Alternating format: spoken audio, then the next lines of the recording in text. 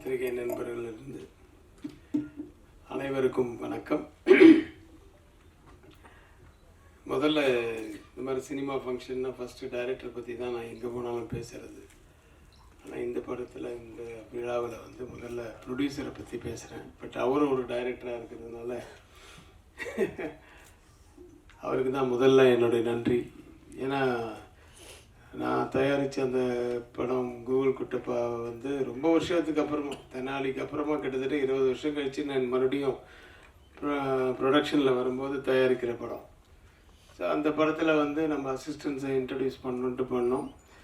So இவங்க நல்லா வரணுமேன்றது ஒரு பயம் இருந்துகிட்டே இருக்கும்போது அது படம் ரிலீஸே ஆகலை. அந்த படத்தை அவர் பார்க்கவும் இல்லை, ஒரு சாங்கு கூட பார்க்கல, ஒரு எந்த சீக்வன்ஸும் பார்க்கல. ஆனால் என்னுடைய அசிஸ்டன்ஸ் அப்படிங்கிற ஒரு நம்பிக்கை மேலே அவங்களுக்கு வந்து அஃப்கோர்ஸ் கதை கேட்டு அந்த கதை பிடிச்சதுக்கப்புறம் தான் ஒரு டைரக்டர் ஆக்கினார். பட் இருந்தாலும் அந்த நம்பிக்கையை வச்சு அவரை தட் இஸ் இயக்குனர் ஆக்கிய விஜய் சந்தர் அவர்களுக்கு மிக்க நன்றி. ஏன்னா ஆக்சுவலாக வந்து இந்த படம் ரிலீஸுக்கு முன்னாடியே பண்ணதுனால நீங்கள் தான் அவங்களுக்கு பெரிய சப்போர்ட் ஃபஸ்ட்டு. ஏன்னா அவங்க ஒரு தெம்பாக பண்ணுற அந்த எண்டு போர்ஷன் ஷூட்டிங்கை வச்சு அந்த போஸ்ட் ப்ரொடக்ஷன்லாம் வந்து ரொம்ப தெம்பாக நமக்கு இன்னொரு படமும் இருக்குது அடுத்தது அப்படின்றது நானும் வெளியில் சொல்லிக்கிறதுக்கு ஒரு பெரிய ஒரு சந்தோஷமாக இருந்தது. ஸோ நன்றி. இன்றைய கதாநாயகன் ஆடியோ ரிலீஸ் தானேப்பா, சாம் சிஎஸ். அவரோட அப்பப்போ கொஞ்சம் ஒர்க் பண்ண அனுபவம் இருக்குது.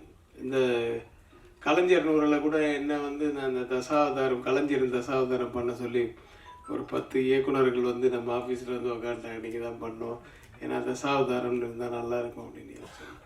சரி, நான் அதிலெல்லாம் பண்ணிவிட்டு அதில் மியூசிக்கு வந்து சாம் சிஎஸ் சொன்னோன்னா ஒரு வார்த்தை கூட மறுப்பு சொல்லாமல் இம்மீடியட்டாக போட்டு கொடுத்தாரு. ஸோ கொஞ்சம் அப்பப்போ பழக்கம் இருக்குது. அவருடைய ஸ்டுடியோவுக்கும் போயிருக்கேன். ஒரு மாதிரி வித்தியாசமான ஒரு வாய்ஸ் அவருக்கு. இந்த படத்தில் கூட அந்த மயக்கிட்ட நீங்கள் தானே பாடியிருக்கீங்க, அந்த மாதிரி வாய்ஸ் நிறைய பாட்டுகள் அவர் வித்தியாசமான வாய்ஸில் பாடியிருக்காரு. மியூசிக் மேலே ஒரு பயங்கர ஒரு வெறி. அவர் ஆஃபீஸில் வந்து என் கூட பேசும்போது சொல்லியிருக்காரு. அதை பற்றி பெருசாக வந்து ஞானஸ்தன் அப்படின்னு நான் சொல்லிக்க மாட்டேன் என்ன, ஆனால் வந்து வெறி இருக்குது சார், எனக்கு நிறைய வெறி இருக்குது. அதை போடணும், இது பண்ணோம், இப்படி பண்ணோம், வித்தியாசமாக பண்ணோன்ட்டு.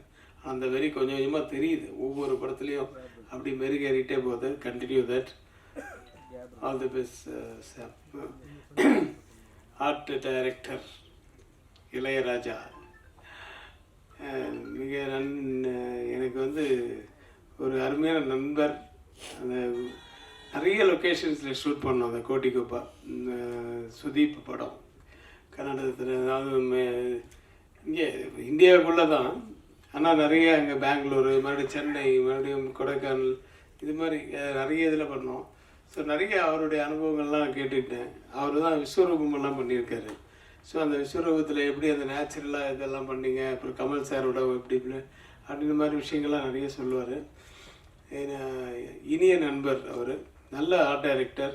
ஒரு இந்த வீட்லையா ஷூட்டிங் அப்படின்னு வந்து வந்தவுடனே சுத்திப்பு கேட்டால் போல் ஒரு இதை போட்டு, ஆமாம் ஓனர்லாம் இங்கே உள்ளே இருப்பாங்களா, எப்படி நிறைய நாள் ஷூட்டிங் இருக்கு நமக்கு, இல்லை ஓனர்லாம் எல்லாம் வெளியே அனுப்பிச்சிட்டோம் அப்படின்னு.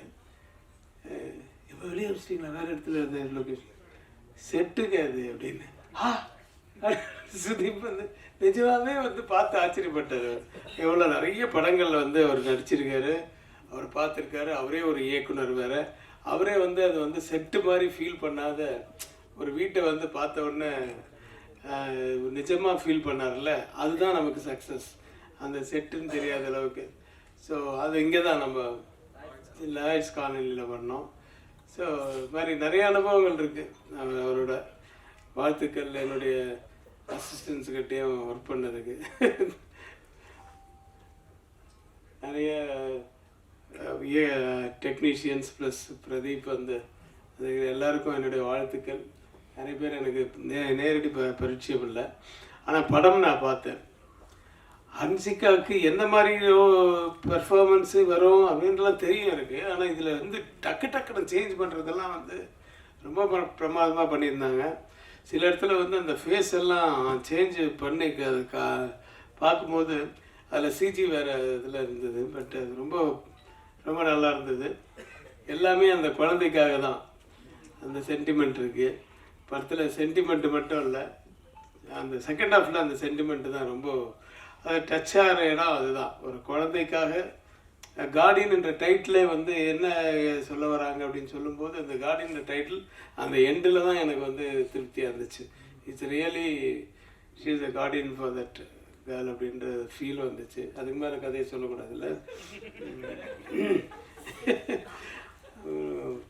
இந்த லேடி ஆர்டிஸ்டில் அந்த அவங்க அம்மாவை நடித்தவங்க எல்லாருமே ரொம்ப நல்லா பண்ணியிருந்தாங்க. தங்கதுரை ஆஸ் யூஷுவல், நீயும் மொட்டை ராஜேந்திரனும் பின்னிட்டீங்க. காமெடி இருக்குது, ஆக்ஷன் இருக்குது, நல்ல சாங்ஸ் இருக்குது, எமோஷன்ஸ் இருக்குது, ஹாரர் படத்துக்குரிய விஷயங்களும் இருக்குது, நிறைய எல்லாமே இருக்குது. என்னுடைய படங்களில் இருக்கிற மாதிரி எல்லா கலவையும் சேர்ந்த ஒரு படம் தான் அது. இப்போ கடைசியாக இயக்குநர்களுக்கு வரேன். இந்த சபரி கிரீசன், குரு சரவணன், இவங்க தான் இப்படி தான் பேர் வரும் என்னுடைய படங்களில். அவங்களுடைய பேரெல்லாம் இவங்க ரெண்டு பேரையும் வந்து ஆக்சுவலான கோவில் குட்டப்பாக்கு வந்து இந்த ரெண்டு பேர் தான் வந்து அந்த மலையாள படத்தை ஒன்று காமிச்சு நீங்கள் நடிக்கணும் அப்படின்னாங்க. அதுக்கப்புறம் தயாரிப்பாளர் ஆகிட்டுன்னு வச்சுக்கோங்க. அதில் வந்து நீங்கள் அவங்க அந்த படத்தை இயக்குனராக முதல்ல இருக்க வேண்டியது. அது அந்த படம் எடுக்கலன்னும் போது நாளே எடுக்கும்போது நீங்களே பண்ணுங்கள் அப்படின்னு சொன்னாங்கன்னா அவங்களுக்கு ரொம்ப சந்தோஷம். ஆனால் பேர் எப்படி சபரிகிரீஷன், குரு சரவணன் அப்படின்னு ரொம்ப இருக்கக்கூடாது, ஷார்ட்டாக கூப்பிட்ற மாதிரி இருக்கணும்னு சொல்லிட்டு ஒரு 10 பேர் எழுதி பார்த்ததுக்கு அப்புறம் வந்து சபரி சரவணன், இப்போ குரு சரவணன்ற பதில் சபரி சரவணன் சொல்லி இது பண்ணேன். நீங்கள் என்றைக்குமே ஆனால் நண்பர்களாக இருக்கணும். உங்களுக்குள்ள ஒத்துமை இருந்து அந்த கதைக்கும் உங்களுக்கு இதுவாக இருந்ததுன்னா டெஃபினட்டாக நீங்கள் ஒன்றா சேர்ந்து பண்ணுங்கள்.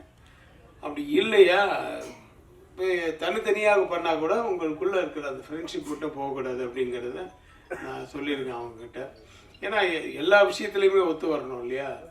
அதனால் வந்து அந்த இது இந்த மாதிரி நம்ம அந்த படத்து ரிலீஸுக்கு முன்னாடியே அவங்க 2 பேரும் ஒன்றா சேர்ந்து பண்ணுற அளவுக்கு ஒரு படம் அமைஞ்சுது அவங்களுக்கு. 2 பேர் 2 எக்ஸ்ட்ரீம்னு எதுக்கு சொன்னேன்னா, ஒருத்தன் அந்த சரவணன் வந்து எப்போ பார்த்தாலும் சிரிச்சுக்கிட்டே இருப்பான். இது பாருங்க, இப்படியே எப்போ சிரிச்சுட்டு இருப்பான். இவன் எப்போவும் சிரிக்கவே மாட்டான். அந்த மாதிரி 2 பேரும் 2 டிஃப்ரெண்ட் கேரக்டர்ஸு. இதில் வந்து எனக்கு ஒரு விஷயம் ஞாபகம் வருது. இந்த பாலகிருஷ்ணா படம் பண்ண தெலுங்கில் இப்போ ரீசெண்டாக. பாலகிருஷ்ணாவுக்கு வந்து யாராவது அவரை பார்த்து அப்படின்னு சிரிச்சுட்டா போதும், அவருக்கு ஒரே கோவம். ஏய் எதுக்கு நவுத்துறாரு, ఆయన ఎందుకు నవ్వుతున్నారు அப்படின்னு ஒருத்தர் யாராவது கூப்பிட்டு, டேய் ஏடா சிரிச்சேன், எதுக்குடா என்ன பார்த்து சிரிக்கிற அப்படின்னு. ஒன்றும் இல்லை சார். ஒரு வாட்டி ஏதோ ஒரு இவன் சரவணன் மாட்டினான். எப்படின்னா அப்போ ஃபேன் இல்லை திருப்பி அப்படின்னு இவன் ஃபேனை திருப்பிட்டு அவருக்கு வீக்கெல்லாம் கொஞ்சம் அப்படி அதிரமாக இருந்தோடனே இவன் சிரிச்சுட்டான். ஏய் எதுக்கு சிரிச்சு, எதுக்கு நவுத்துனாரு சார், நான் ஐயோ போய் அச்சிட போகிறாரு, நம்ம அசிஸ்டண்ட் வேறு அச்சுன்னு சொல்லி, சார் நான் அசிஸ்டண்ட், அது நம்ம assistant director sir Saravanan sir அப்படின்னு. இதில் ஏதோ ஆப்போசிட் கேங்கு ஆப்போசிட் கேங்காக இப்படி கூட அவுத்துறாரு சொல்கிறாங்க. ஏய் அப்படின்னு அடிக்க எழுந்துட்டாரு. நான் வந்து போடா டேய் ஏன்னா நிற்கிறேன்னா அப்போ திட்டிட்டு போ அந்த பக்கம் அந்த அப்படின்னு சொல்லிட்டு அவனை திருப்பி விட்டேன். ஸோ அவருக்கு வந்து எப்போவுமே ஒரு டவுட் இருக்கும் யார் பார்த்தாலும். ஆனால் ரொம்ப நல்ல மனுஷன், வெரி நைஸ் டு வாட் இது ஒரு இதுலேயுமே வந்து பழக்கத்து இதிலெல்லாம் வந்து ரொம்ப நல்லவர். ஆனால் ஒரு எதில் பார்த்தாலும் ஒரு சின்ன டவுட் இருக்கும். ஒரு வித்தியாசமான கேரக்டர். அவர்கிட்ட மாட்டி அடி வாங்கியிருப்பான், அன்றைக்கி தப்பிச்சான். ஸோ அந்த மாதிரி இவன் என்னன்னா எதுக்கு எடுத்தாலும் என்ன இது. இப்போ ஒரு சாம்சிஎஸ் சொன்ன மாதிரி தான் எல்லாம் போட்டுட்டு அப்படி திரும்பி பார்த்தோம். 2 பேரும் ஒருத்தர் அவன் சிரிச்சுட்டே இருந்துருவான், இவன் வந்து சைலண்டாக இருந்துருவான். முடிவே எடுக்க முடியல. இது என்ன இது, நல்லா இருக்கா நல்லா இல்லையா இது சொல்ல மாட்டானுங்க. நான் கூட எனக்கு கூட அந்த மாதிரி அனுபவம்லாம் இருக்குது. நான் உங்களை சொல்ல, தேவா அப்படி தான். தேவா சைலண்டாக தான் போடுவார். சீப்பு கண்ணாடி அப்படின்னு இந்த கிட்டார் வாசிக்கிறவன அப்படியோ சும்மா இப்போதான் கையே வைக்கிறாரு, அதுக்குள்ளே தலையாட்டுறாரு. அப்புறம் அவங்கள பார்க்கவே மாட்டேன் நான். பார்க்காம அப்படி கண்ணை மூடிப்பேன். சார் என்ன சார் தூங்கிட்டீங்களா அப்படின்வாங்க. இல்லை அவனுங்களை பார்த்தா பாட்டு நல்லா இருக்க மாதிரியே தோணும், அதெல்லாம் பார்க்க மாட்டாரு. அது மாதிரி அனுபவம்லாம் இருக்குது நிறைய. ஆனால் அது நல்லா ஜாலியாக இது பண்ணிட்டு நம்மளை உசுப்பேற்றி விட்ருவாங்க.